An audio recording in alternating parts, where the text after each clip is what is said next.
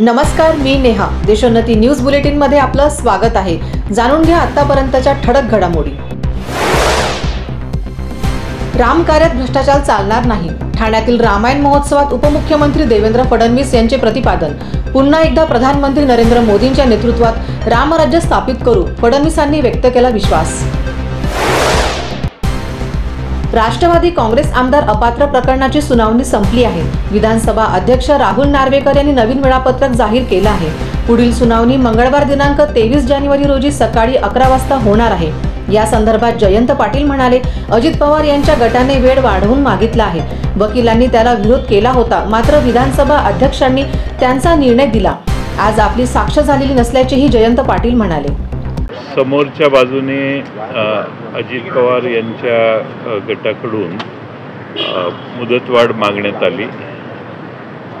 आमच्या वकिलांनी त्याला विरोध केला, पण अध्यक्षांनी त्यांचा निर्णय घेतला आणि त्यांनी आता 23 तारखेपासून हिअरिंग ठेवलेलं आहे. आज मी ह्या अपेक्षेने आलेलो की माझी साक्ष आज होईल, परंतु आता ती तारीख 23 तारीख निश्चित करण्यात आली आहे.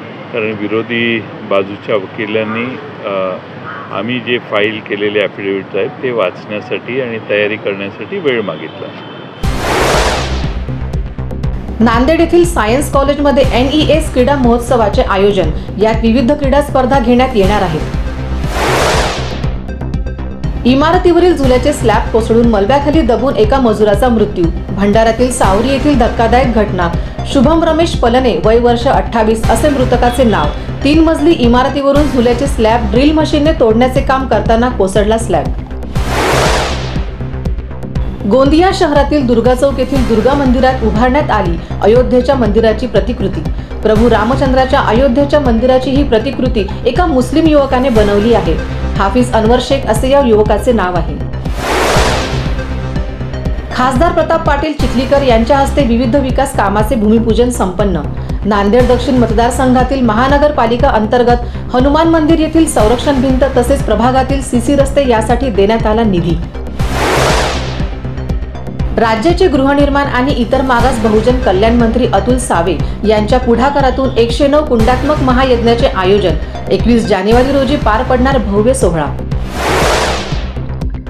भावाच्या साक्षगंध कार्यक्रमास आलेल्या बहिणीवर काळाचा घाला. टिप्परने दुचाकीस चिरडले, 1 ठार 1 जखमी. भंडारा शहरातील राजीव गांधी चौकातील घटना. अफसाना शरीफ शेख, वय वर्ष 36, राहणार तकियापारा दुर्ग असे मृतक महिलेचे नाव. नांदेड जिल्हा मध्यवर्ती बँक बुडण्याच्या मार्गावर असल्याची टीका खासदार प्रताप पाटील चिखलीकर यांनी केली. संचालक मंडळांनी बँकेच्या जागा स्वस्त दरात विकल्याचे त्यांनी सांगितले. वाशिम जिल्ह्यातील रिसोड तालुक्यात वन्य प्राण्यांचा हैदोस. शेतकऱ्यांच्या पिकाचे मोठ्या प्रमाणात नुकसान. शेतकऱ्यांना रात्रंदिवस द्यावा लागतो पहारा. वन विभाग निद्रिस्त.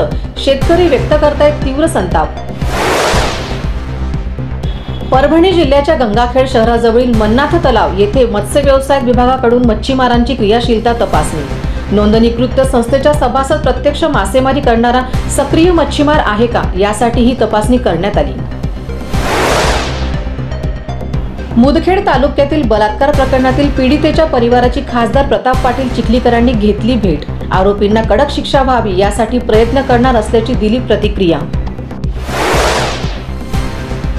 मराठा आरक्षणासंदर्भात मुख्यमंत्री एकनाथ शिंदे यांच्या अध्यक्षतेखाली वर्षा निवासस्थानी बैठक. सरकार निर्णायक भूमिका घेण्याच्या तयारीत, सूत्रांची माहिती. छत्रपती संभाजीनगर येथील कुलस्वामिनी प्रतिष्ठानने 11,000 बुंदीचे लाडू वापरून साकारली भव्य श्रीराम रांगोळी.